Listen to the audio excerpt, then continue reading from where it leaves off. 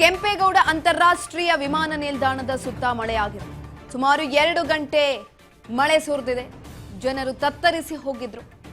Airport ರಸ್ತೆಗಳಲ್ಲಿ ಸವಾರರು ಹೈರಾಣಾಗಿದ್ರು ಮಳೆಯಿಂದಾಗಿ. ಬೆಂಗಳೂರು ಗ್ರಾಮಾಂತರ ಜಿಲ್ಲೆ ದೇವನಹಳ್ಳಿ ಸುತ್ತಮುತ್ತ ಮಳೆಯ ಅಬ್ಬರ ಜೋರಾಗಿತ್ತು. ಹಾಗಾಗಿ ಅಂತಾರಾಷ್ಟ್ರೀಯ ವಿಮಾನ ಕೆಂಪೇಗೌಡ ಅಂತಾರಾಷ್ಟ್ರೀಯ ವಿಮಾನದ ಸುತ್ತಮುತ್ತ ಅಲ್ಲಿದ್ದಂತಹ ಜನರು 2 ಗಂಟೆಗಳ ಕಾಲ ಹೈರಾಣಾಗಿದ್ರು. 2 ಗಂಟೆಗಳ ಕಾಲ ನಿರಂತರವಾಗಿ ಮಳೆ ಬಂದಿದೆ. ಹಾಗಾಗಿ ಪರದಾಟವನ್ನು ಕೂಡ ನಡೆಸಿದ್ದಾರೆ ವಾಹನ ಸವಾರರು. ಬೆಂಗಳೂರು ಗ್ರಾಮಾಂತರ ಜಿಲ್ಲೆ ದೇವನಹಳ್ಳಿ ಸುತ್ತಮುತ್ತ ಮಳೆ ಬಂದಿರುವಂಥದ್ದು. ನಿನ್ನೆ ಗುಡುಗು ಸಹಿತ ಭಾರೀ ಮಳೆಯಾಗಿದೆ. ಹಾಗಾಗಿ ಅಲ್ಲೋಲ ಕಲ್ಲೋಲವೇ ಸೃಷ್ಟಿಯಾಗಿತ್ತು.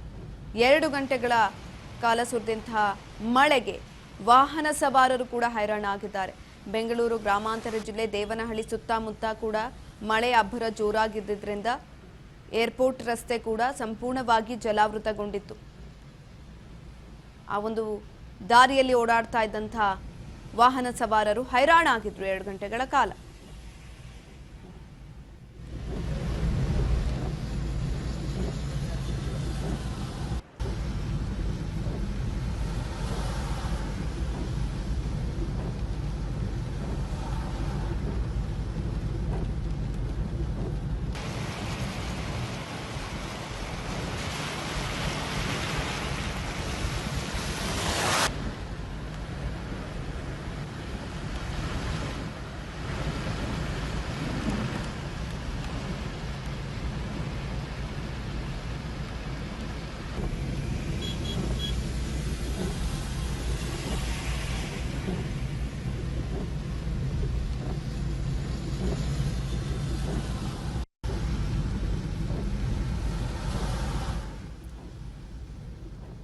ಬೆಂಗಳೂರಿನ ಸುತ್ತಮುತ್ತ ನಿನ್ನೆ ಧಾರಾಕಾರವಾದಂಥ ಮಳೆಯಾಗಿದೆ.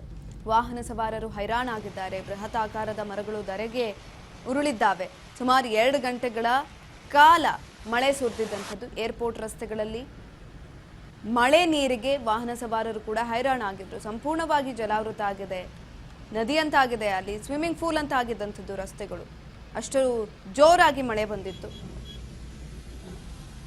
ಮಳೆ ಬಂದಂತಹ ಸಂದರ್ಭದಲ್ಲಿ ಇದೇ ರೀತಿಯಾಗಿ ಆಗ್ತಾ ಇರುತ್ತೆ ಬೆಂಗಳೂರಿನಲ್ಲಿ. ಇನ್ನು ತಗ್ಗು ಪ್ರದೇಶಗಳಿಗಂತೂ ನೀರು ನುಗ್ಗಿದ್ರೆ ಮುಗಿದೋಯ್ತು. ಅಲ್ಲಿ ಈಚೆನೂ ಬರೋದಿಕ್ಕಾಗಲ್ಲ, ಒಳಗಡೆನೂ ಹೋಗೋದಿಕ್ಕಾಗಲ್ಲ. ಮನೆ ಒಳಗಡೆನೂ ಕೂಡ ನೀರು ಹೋಗಿರುತ್ತೆ, ಮಳೆ ನೀರು. ಹಾಗಾಗಿ